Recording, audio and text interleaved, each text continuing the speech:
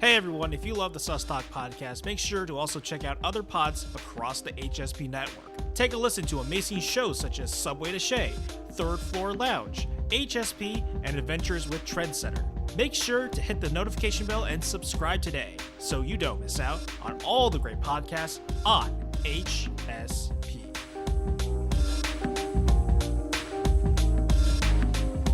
Welcome to the SusTalk podcast. I'm Sumuraki. The MLB season is upon us. Opening day is this week, and joining me to break down the upcoming year is the host of the Clubhouse Naptime podcast and writer for Lookout Landing and the Pitcherlist. He's also a fellow friend from my days at WRHU. Please welcome to the show, Anders Jorstad. Anders, thank you so much for joining the show. Thanks, Sumu. Great to be on here. Really appreciate you being here. And I just want to get right off the bat that I'm just glad that they made it to opening day, to opening week. They made it, and they had a spring training in both Florida and Arizona, and for the most part, everything went off without a hitch. Yeah, I was actually pleasantly surprised by that too, especially because, a couple of months ago, they were weeks until spring training and had no idea when the season was going to happen. And there was all this negotiation and all this talk about pushing the season back to May. I'm very glad that didn't happen and that we are here where we are now and that everybody's healthy. And, as you said, there hasn't been any massive outbreaks yet, and knock on wood that there won't be any this season. It's always a concern considering the amount of players that are on a baseball team, and you have to be accountable for every single one of them. It's even worse for football, but it's like for baseball at the very least, like you're all crammed into a dugout, which I never understood that. Like with last year, I always thought to myself, why aren't they using like the first like rows of seats as like the dugout instead of like the actual dugout? Wouldn't that make things a little safer? Well, honestly, I always thought that baseball was the sport that had the potential to be the safest because it is the least contact heavy of all the major sports, right? In basketball and football and hockey, contact is unavoidable and players are making contact all the time, and wearing masks while you play in those sports isn't really feasible the way that it is in baseball. In Korea, in the KBO last year, they had a full season with no cases because every player wore a mask all the time. They were very good about social distance. They had these very strict guidelines, and they were able to get the full season just flawlessly. In baseball, that you saw some players last year wearing masks, but it was really few and far between. It was not a requirement. You didn't really see people wearing them in the dugout all the time. Of course, there was the infamous incident with Justin Turner during the World Series celebration where he took his mask off and then tested positive for COVID, and everybody was freaking out about that. So I just think it should be so easy if you just make masks mandatory in baseball that you just wouldn't have a problem whatsoever. But Major League Baseball doesn't want to do that. Major League Baseball works in very strange ways. And a lot of the times, not in good ways. I'll especially say that there was like a stretch during the peak of the pandemic where we were all tuned in and all focused in on KBO baseball. I was a Wyverns fan for like a month, and then they started sucking. And were you watching the games? I tried watching some KBO. I really did try. I tried to get like some of our friends to like get into it. Like I'm pretty sure I got Dan to become a Wyvern fan. We had to like go through a whole selection process of like which team to root for, because I have no idea like any of these teams are. What about you? Did you when they started up their league really relatively early, who you ended up rooting for?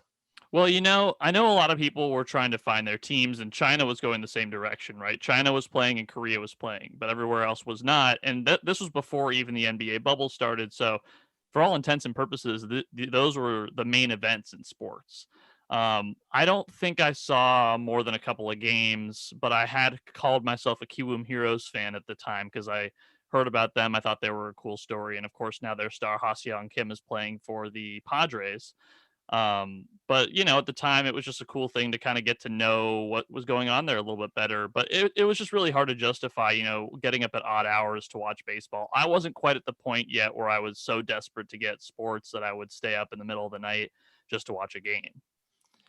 Speaking of the Padres, and I kind of want to get into this. This is like the first thing about this upcoming season that I wanted to talk to you about was just kind of the lack of rapid moves throughout free agency, and that there's only like very few teams that were really aggressive this offseason. And the Padres were one of those teams. You saw like at the start of the offseason, they were wheeling and dealing. They were getting a lot of like key contributors onto their team. They got Darvish, they got Blake Snell, they signed Kim.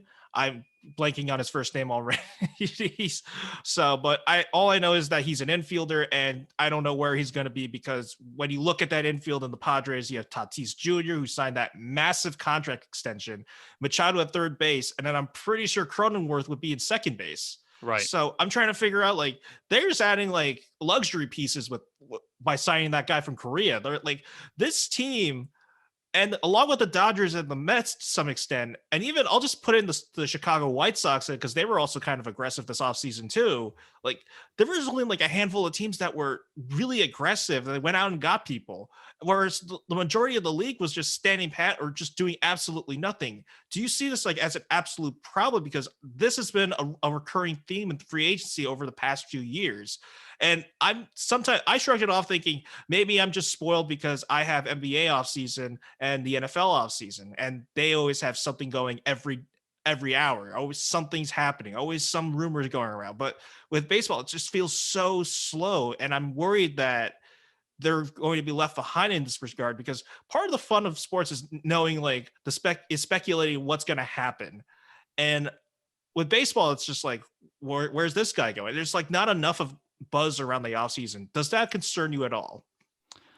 I don't think it concerns me that the Padres went all out. In fact, I think it's a great thing for the sport. And the Padres are kind of like the model franchise right now, where, as you mentioned, they were not afraid to go out and trade for guys or sign guys. And this was the case last season, too, when they got Clevenger from Cleveland. That was a big move for them. But as you mentioned, they added Snell, they added Darvish.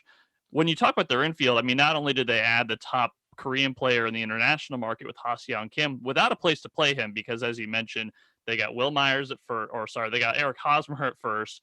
They've got Cronenworth at second, Tatis at short, and Machado at third. They also brought back Jurickson Profar. So they've got so many talented infielders now and nowhere really to play them, but they don't really see that as a problem. It's a good problem for them to have too much talent. And they signed that massive extension to Tatis, despite the fact that he hasn't played more than a few, that he has not played a full season of 162 games yet. He's only been in the big leagues for 2 years, and last year was only the 60-game shortened season. And a guy who has shown a kind of an injury-prone side to him at that as well, but they weren't afraid to give him that massive extension. I think it's really great for the sport to see the Padres go out and do that. It's what every team should do.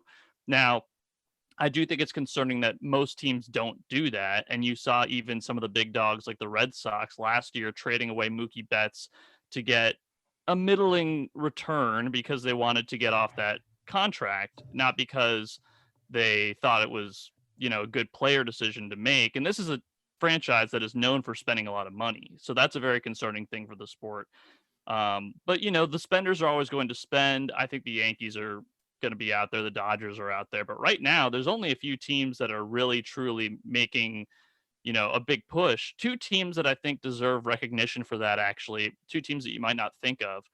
The Kansas City Royals, who are not very good. They went out and they made relatively big contract signings, even though they're in a rebuild and don't expect to be any good this year. They signed Carlos Santana. They signed Mike Minor. They signed Greg Holland. Those are moves that you don't often see from a franchise that is rebuilding, because they would make the excuse of, we don't need these players. We're not really winning right now. Why would we spend the money? But they went out to make their team better because they saw the opportunity to do so. And not only that, they've been pretty aggressive with the promotions of their prospects. Bobby Witt Jr. got a serious look at spring training, and this is a guy who has not played above rookie ball. That was very, very surprising, especially because people did not think until spring training that he was going to be called up before 2023 even. And now you're hearing talk that he could be up in a couple of months with the Royals, which is super aggressive and great to see. Another team is the Tigers. They have announced that Casey Mize and Tariq Skubal have made their starting rotation, two of their top pitching prospects. Another thing with them, they are also not going to be good this year. They probably won't be very good next year. They maybe will be good in 2023. They're in a long, long rebuild. And instead of taking a month or two, and these couple of months are not going to be meaningful for them. They could have manipulated the service time of those two guys and gotten an extra year to have them under contract. Instead, they said, you know what, they're ready. We're going to promote them right now. Those are things that we want to see in baseball. And I want to give recognition to those two teams for doing that. It's interesting that they're the ones doing it because they have absolutely no incentive. They don't need to make any of those moves because, as you said, they're rebuilding. The Tigers are notoriously awful. Like Right. and they brought in a new manager, AJ Hinch, or disgraced manager AJ Hinch, and the Royals. It's kind of sucks for them because like they were so good like so long ago. It felt so recent, but it's like 6 years ago they were world champions, and now they're at this point where they're trying to be aggressive but also try to keep up like the sense of rebuilding. I For the most part, when I look at that AL Central, for the most part, I have no idea who's gonna really dominate. Like I don't understand what's up with both Central divisions. Like they're all weak. I don't understand what happened to all of them. They all just got completely just like taken out. Like I don't.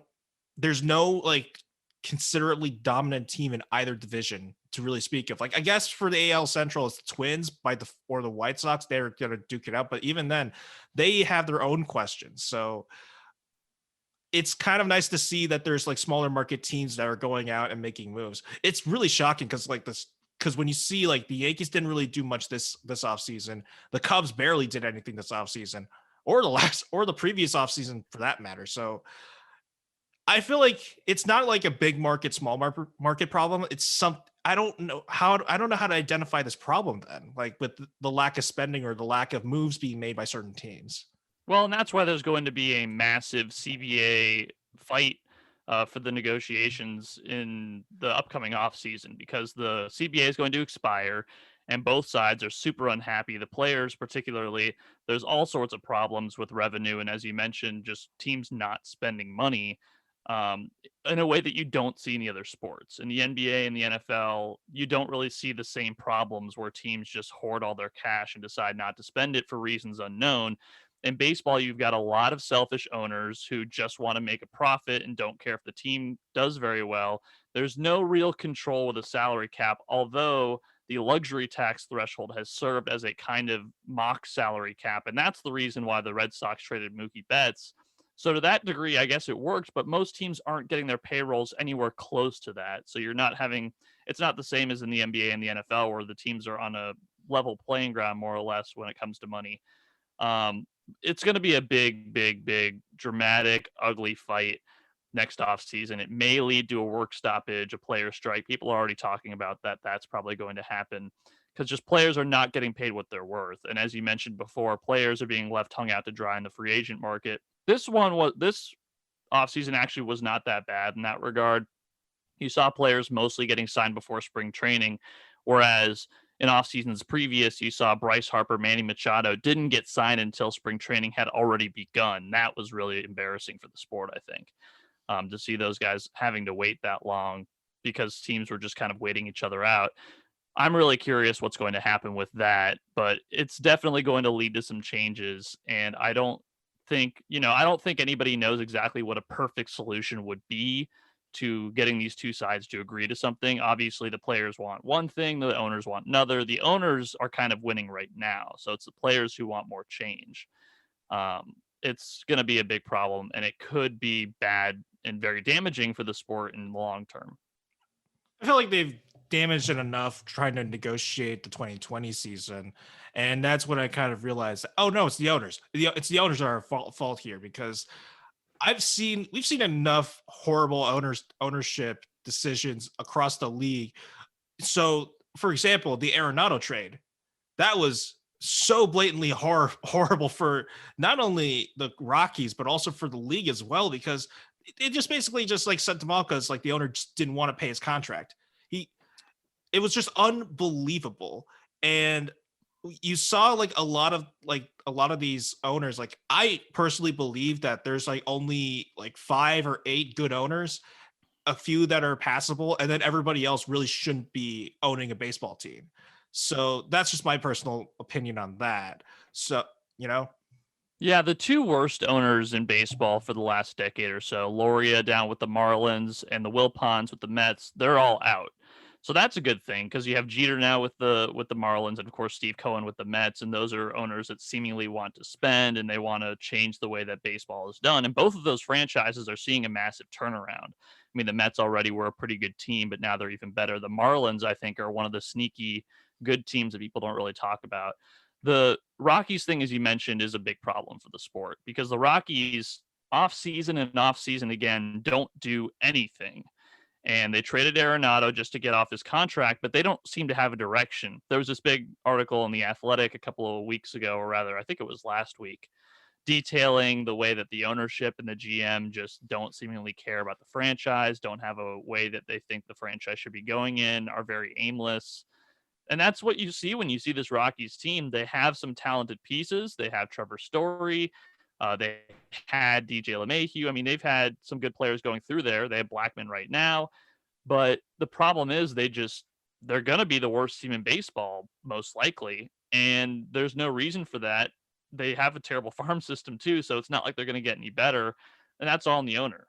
Um, so it's just a really ugly thing to see. And it's like I mentioned before, the kind of disparity you don't see as much in the other sports, but you seem to see it very prevalently in baseball. The difference between the Rockies and the Dodgers, for example, and they're in the same division. And the Dodgers is just going to reap the benefits of having to play the Rockies many, many times in the season. It's going to be really, really bad. I will say, just going back to like the point of the offseason, I think there is one solution. So the NBA has like a hard cap, essentially. Like they have like a cap that basically says you have to spend this much money and in order to be passable. And I think that in some regards, I don't think baseball has like a hard cap where like you have to spend like this amount of money or else we won't penalize you for not spending anything.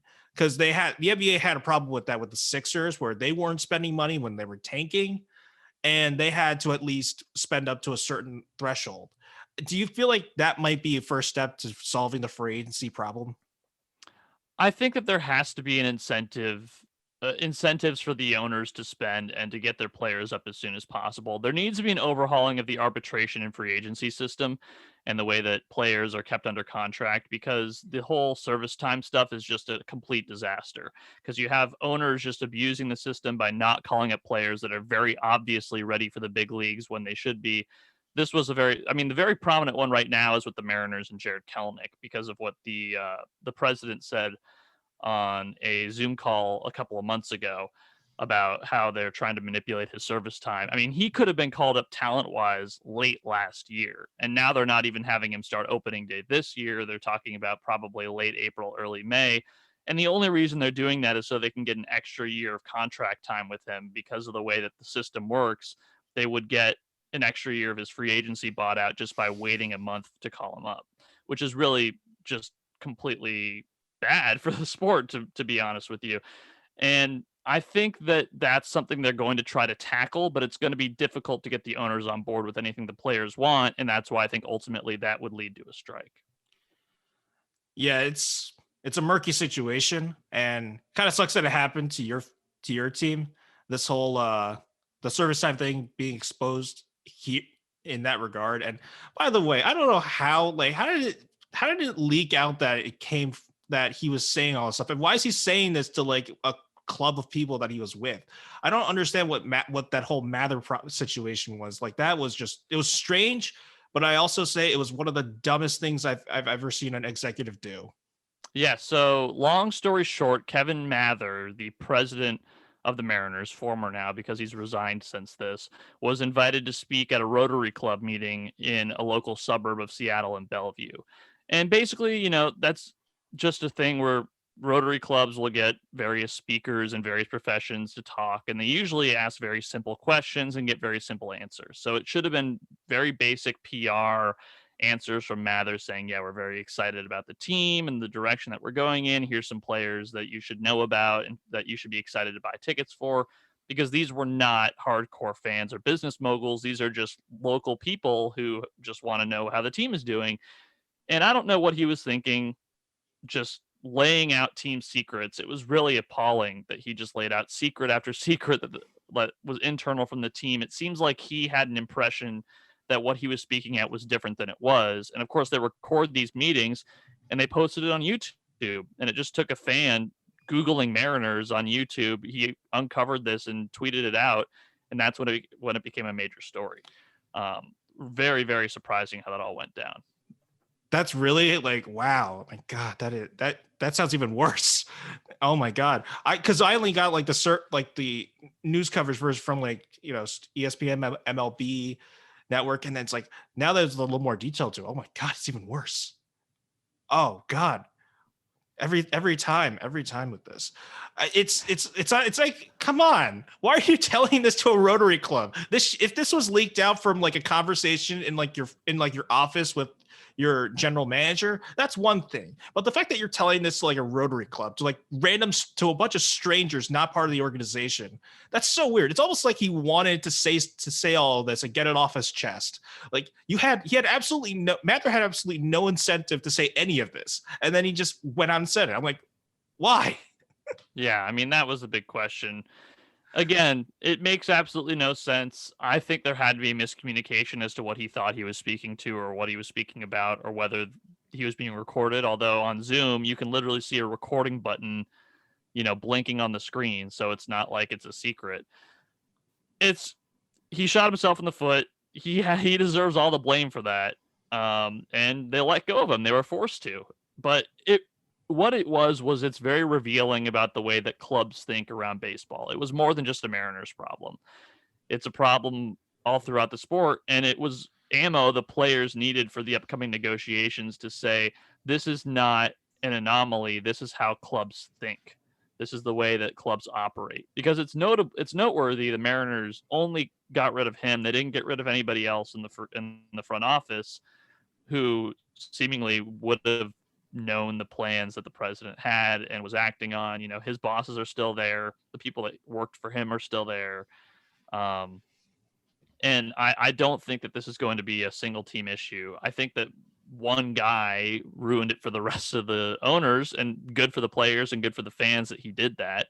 Kind of revealed himself. It's going to be interesting to see how the players use that going forward. Let's move on from the offseason, because this is part of the reason why I wanted you on my podcast, which was we're going to talk a little bit about advanced analytics in baseball. And I know you're really into like some of the stats and really the statistical aspect of the sport. And it kind of hit me like when I was watching Game 6 at my job, where we saw Kevin Cash pull Blake Snell prematurely just because he thought that decision was the best decision to make in order to win the game. And we saw for like the entire week, everybody was second guessing. Everyone said that was one of the dumbest decisions in the World Series that they've ever seen. And it kind of feels like advanced analytics in some extent, like it's very helpful as a tool to help build your team and also manage your team. But it kind of feels like it leads into overthinking. Do you feel like that analytics is running way too rampant in a lot of these teams, that they're very much overly reliant on them? And I think it's funny that the media kind of painted that whole situation as an analytics decision that the analytics community agreed with, because I saw mostly people that subscribe to analytics saying that was a dumb decision. This was not the kind of thing that like is one side versus another side. This was Kevin Cash making a bad decision with information that he had.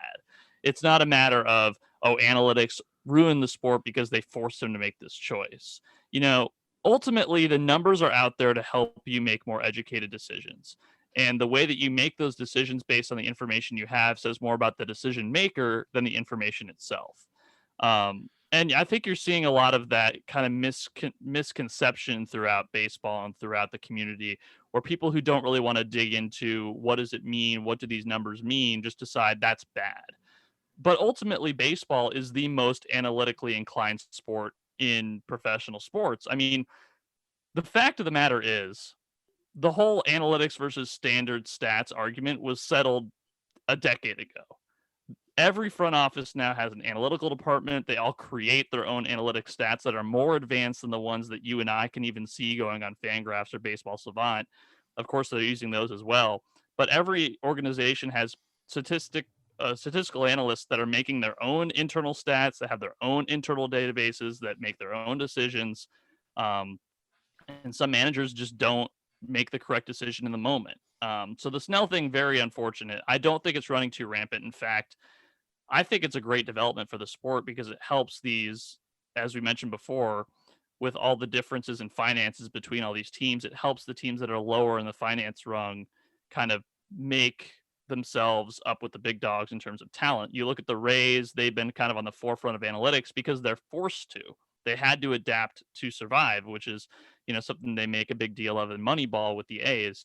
But the Rays have been kind of at the forefront of analytics and making big decisions and making these very experimental moves because they have no choice. They have to in order to compete. And in that way, it's very interesting to see, when the Rays introduced the opener, when the Pirates before kind of made the shift a big thing for them, and they overused the shift back in 2013, and now that's standard practice. The opener is becoming more standard practice. These are things that just kind of evolve with the sport, and over time, these lower financial teams have to make more and more and more advances in order to get on top. But every year, those become popular practices, and all of a sudden they don't have an advantage anymore. I think it's very interesting. I agree with you in that extent. Although I agree with the opener, I like the opener. I think it's a really fun like little wrinkle that teams can pull whenever they need to give like one starter an extra day off. I will say that the shift is it's just I get why teams do it. I understand, but it just looks so ridiculous seeing your shortstop all the way at third base or your second baseman like shifted all the way out into right field or something. Like it just to my eyes, it doesn't look appealing to me when I see something like that. To me, right, it's very similar to the zone in basketball. Like, what's the difference between a team using the zone and a team using the shift in baseball? You're Mm. using a different defensive tactic, and maybe it's not conventional, but if it works, let them do it. I'm all for more freedom in the game of baseball. I don't want there to be more restrictions. I didn't like the three batter minimum for relievers that they've already introduced, where you have to bring in a pitcher to face at least three batters before you can take him out. Because before you had guys bringing them in and pitching to one batter and then taking them out just to get one out, and people were getting bored because you had so many pitching changes. I want there to be more creativity in the sport. In order for there to be more creativity, you have to have less restrictions. And that's just a personal preference for me. I'm not saying it's a good thing or a bad thing.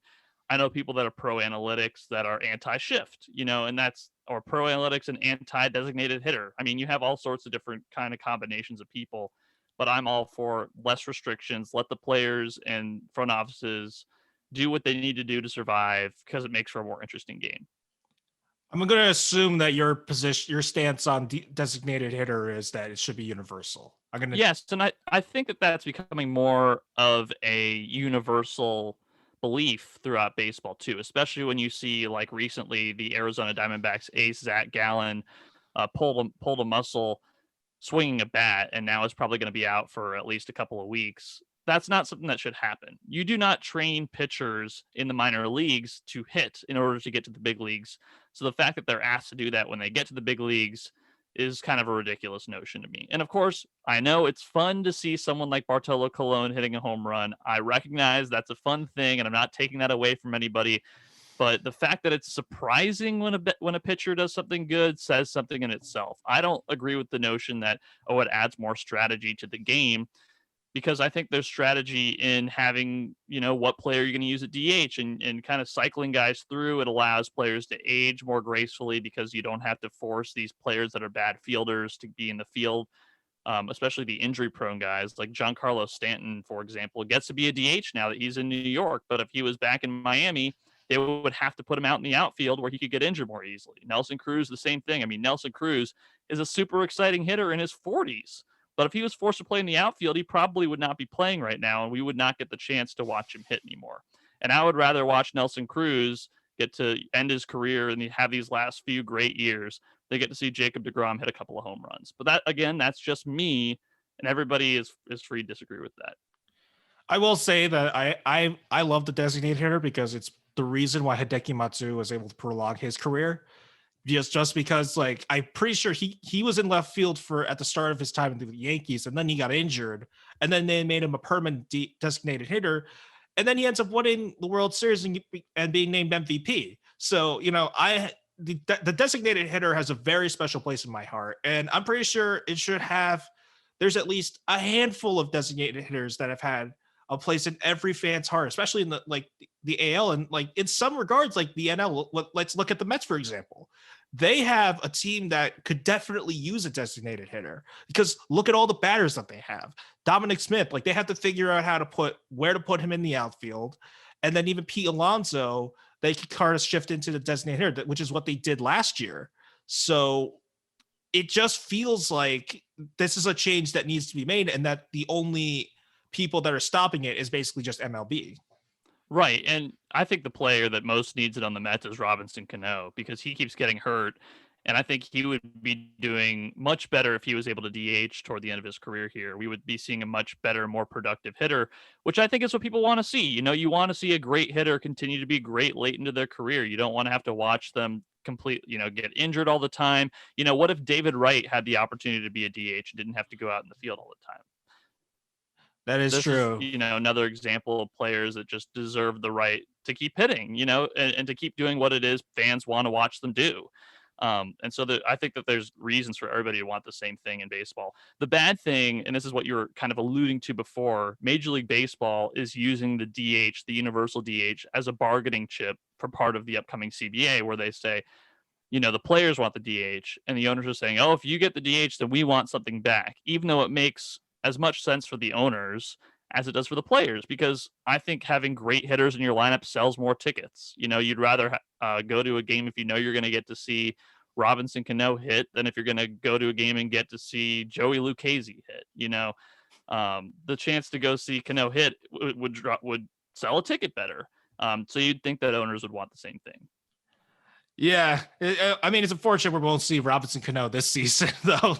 Right. It's very unfortunate, and I also will say that like the owners doing the right thing in terms of like making money has been kind of like they're just avoiding it for some reason. This is a sport, by the way, that doesn't know how to market its top players.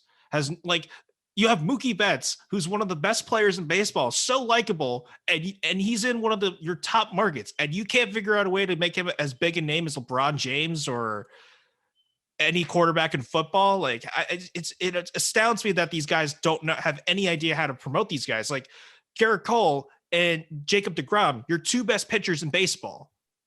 They're in New York, which is the biggest market in baseball, and you can't figure out a way to make them big outside of New York City. Like it just astounds me half the time. And then I always think like they need to change the approach that they do in marketing, because I want these players to matter in the mainstream. It just feels like the relevance in terms of like the mainstream is like it's shrinking year by year.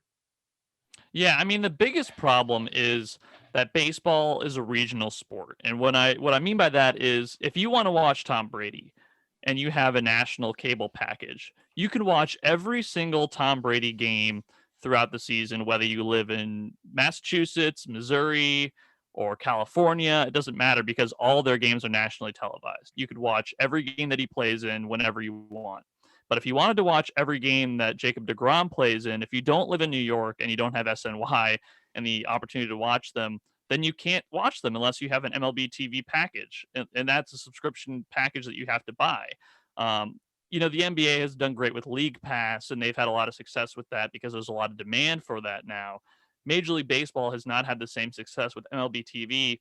And part of that is because of blackout restrictions, which means that if you live in a certain area and in that area, you would be able to get the cable package that comes with the local network. So, for example, if you live in New York, you have the opportunity to watch Yankee games and Mets games through your cable package, and therefore MLB TV will not let you watch the Yankees or Mets if you live within that range. So if you live on Long Island, you want to watch the Yankees on MLB TV, they won't let you, which discourages people from getting MLB TV unless they live far away from their favorite team. So baseball just has a lot of problems, as you mentioned, with marketing. And I think that's a big part of it is accessibility to the sport. It's just not there. Another thing is Major League Baseball on social media cracks down on people who post videos of their players doing cool things. And that's a way to promote the sport. And baseball is cracking down on copyright and trademark issues and saying, hey, that's our property. You can't share it, even though it's helping grow the audience. Whereas NBA and the NFL are like, share away. You can post whatever videos you want. And it becomes a big part of making the sport popular, because social media is frankly a great avenue for people to grow the fan base. But baseball doesn't seem to know how to operate on that. So I think there's a lot of problems, but a lot of it is just Major League Baseball's refusal to move forward and advance with accessibility to the sport. I want to just wrap up this whole thing by asking you, like, going back to analytics real quick. Do you feel like when you're writing, like, how much do you incorporate? Do you enjoy like incorporating different like forms of stats that are obscure but are effective in a way of conveying your point that you're trying to make? Do you, or you don't feel pressured at all to just like include like an advanced stat or two, right? You don't. No, to me, the point of using any statistic that would be considered advanced would be if you're trying to advance a narrative or trying to make a point on a player, right? So if you're, it doesn't really make a whole lot of sense to just like post what a player's xwOBA is for just the sake of posting what his xwOBA is, unless you're tying it together with something that demonstrates this player is undervalued because of this or that.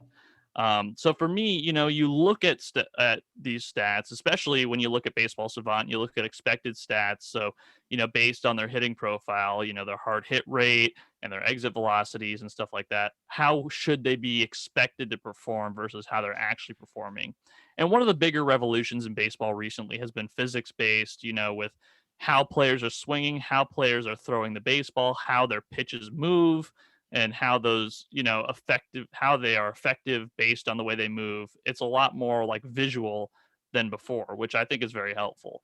But also, as I mentioned before, a lot of it is just tying things together so they make sense in your narrative. So if you're saying, I did a piece on Avisail Garcia, a Brewers outfielder for Pitcherlist a month ago, and he got hurt and he was playing while hurt. And so as a result, his exit velocity numbers were dropping, his sprint speed was dropping. And that was a way of me saying, you look at just his overall exit velocity averages, and it takes into account the injury time without, making an adjustment for it. So you have to think to yourself, he should have done better if he hadn't been hurt. And therefore, if he is healthy, he should perform better than he did before. And so those are just ways that you kind of incorporate those analytics into a piece. Well said. Well said. I want to just quickly just wrap things up by giving some quick MLB predictions, at least for like the playoffs. And I'm kind of happy about this because I thought really, really hard about these. So Dodgers, Padres, I'd say are in, with the Dodgers winning the division again. The thing with the Dodgers is that I just love how flexible the roster is. They have like different people play different positions every day. And it's just amazing to see like Muncy play like first, third, second base, like on different days. So, and that's like a whole thing. That's a whole topic for another day. East, I'm going to say Braves, and I'm trying to decide between the Nationals and the Mets, which is weird because everyone's hyping up the Mets, but I feel like the Mets are one of those teams that like everybody's on them, everybody's hyping them up, and I'm afraid that like they're the team that like has too much hype, but it's going to end up falling flat on their face. That's the risk that they have, and because it's the Mets.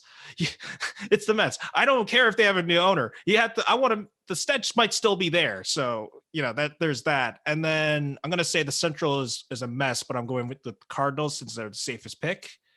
And then for the AL, I'm gonna go Blue Jays, Yankees. I think the Blue Jays are actually gonna win the division. I don't know why. I just have this weird feeling that the Blue Jays will win. I'm gonna go Twins in the Central. And I think I'm going to go Astros and A's in the West. Does that sound like I thought this through at all? Yeah, I think those are all sound predictions. I think the ones I would contest the most, I'm actually really big on the Reds in the NL Central, and that's not a knock against the Cardinals. The Reds have a phenomenal development department, especially on the pitching side, since they hired Kyle Bodie from Driveline. They've got a really good pitching coach now. They're one of the best teams at developing pitchers, and they have a pretty exciting staff. And they've got some good hitters, too. I mean, they have just a bunch of power hitters in their lineup with Eugenio Suarez, Mike Moustakas, Nick Castellanos, Jesse Winker. I mean, they've just got a ton of power. Jonathan India just joined the lineup, too. I think that Joey Votto is going to have a bounce back. That's a really, really potent lineup to go along with what should be an exciting pitching staff. I think that's going to be a really good team. Otherwise, I think I'm pretty much on board with your picks. I actually really like the Blue Jays too. The problem with the Blue Jays is that they don't have any pitching beyond Hyunjin Ryu to rely on. It's really, really bad behind him. And so because of that, I think that you still got to give it to the Yankees right now. But I do think the Blue Jays will probably sneak in there. And otherwise, I think you're pretty much spot on with the rest of the league. I would say the reason I'm not having the Rays back in, and the reason I just think like there's always teams in every league that's the year from hell team, and something tells me that I feel like the Rays are going to regress a little bit because I feel it's like a weird feeling. I can't really explain it, but I think the Kevin Cash thing is going to haunt them. It's going to really haunt them for at least a year. And I know you're just thinking like, but look at their team, and I'm just thinking it's just a feeling that I have. And the same thing with the White Sox. They had a lot of stuff going on, a lot of shenanigans happening, especially with when they hired Tony La Russa. I just don't see that going well at all. No, well, first of all, I agree with your White Sox thing. I think it's going to be a very interesting thing, to say the least. And unfortunate for White Sox fans that they had to go through this because they had a very exciting team and they could have hired a young, exciting manager to kind of go along with that. But to go with your Rays point, I don't think it's a Kevin Cash thing, but I do think the Rays are going to struggle. And it's because they lost guys like Snell in the rotation, and they replaced him with Hill and Archer, and I'm just not very interested in their starting pitching staff anymore. Because they lost Morton, of course. You know, those are hard pieces to replace, and they replace them with guys that could be something but are not going to be anywhere close to what they lost. And pitching has been the backbone of that team. The good news for the Rays, they have one of the best farm systems, if not the best farm system in baseball, with the best prospect by far in baseball in Wander Franco, who should debut for them at some point this year. He could be a superstar. Randy Arozarena could be a superstar. So we could see something different from the Rays, which is their hitting could carry them. But I think that's more of a 2022 thing than a 2021 thing. I think they'll be decent this year. They'll probably be a winning team, but they're not going to be world beaters. They could be world beaters again soon, though. And I look forward to that because I love the Rays. I love when the Rays are good. I think baseball's great when the Rays are good, which is something weird to say because that's usually a line that you would usually say for like a team like the Yankees or the Dodgers, which in this case is actually they're both pretty good, especially the Dodgers. They're great. I want to quickly one final thing. How do you feel about the Mariners? Because like they're going through like a youth movement, and I like a lot of their prospects. You mentioned Kalenic, but they also have Trammell who's coming into season. I'm pretty sure he made the opening day roster for, if I remember correctly. He made the opening day roster. My favorite player is Kyle Lewis currently. And even though he's hurt, I just think like that team has so much potential. And I know that like collectively the whole city of Seattle has like their guard up because like they can't trust anything positive going for the Mariners. Cause it goes up, yes, but then it ends up like at some point, something bad will happen. And they always have to have their guard up. And it's fully understandable given like what the team has gone through. And now so when you watch like this team and you see all the prospect that they have, and then some of the key players that they got, especially from the NOLA deal that they made with the Padres, what's the outlook for them? So I think the Mariners' best case scenario this year is to be around a 500 team. But the good news is that I think they have the potential to compete in 2022 and 2023. Not only because of Kelenic, who's going to play this year, and he's going to play for most of this year. Logan Gilbert is their top pitching prospect. He's going to play for most of this year. Taylor Trammell, as you mentioned, he's going to be the starting left fielder. He should be pretty good, especially because of what he's been showing at spring camp. Kyle Lewis will hopefully be healthy soon and can play, and that's going to be a really, really exciting outfield when you get those three together. But the best outfielder would still be yet to come, in my opinion. Julio Rodriguez, I think, is going to be better than all three of them, but he's probably not going to come up until next season. So because of that, because of a lot of factors, I think they have a chance to be interesting this year. They're going to have players that are going to be fun to watch, but they're probably not going to be a team that competes, and I've kind of accepted that. But I think they're on an upward trajectory, and they should be, if things go right and they make the right moves to augment the pieces they have, like if they have a big offseason next year, maybe they sign Trevor Story or something, or make a big move, then I think they could really propel themselves into the AL West picture. All right, Anders, thanks so much for coming onto this podcast. Let the people know what you've been up to and how they can reach out to you. Yeah, so I write at Lookout Landing. I write at Pitcherlist. You can follow me at Anders Jorstad on Twitter. I also have a weekly podcast called Clubhouse Naptime. That's at Clubhouse Nap Pod on Twitter. Feel free to give us a listen, and yeah, you can find all my stuff there. That's going to do it, everybody. Don't forget to follow this podcast on Spotify as well as Anchor.fm and Apple Podcasts. Thank you, everybody, for listening, and I'll see you guys next time.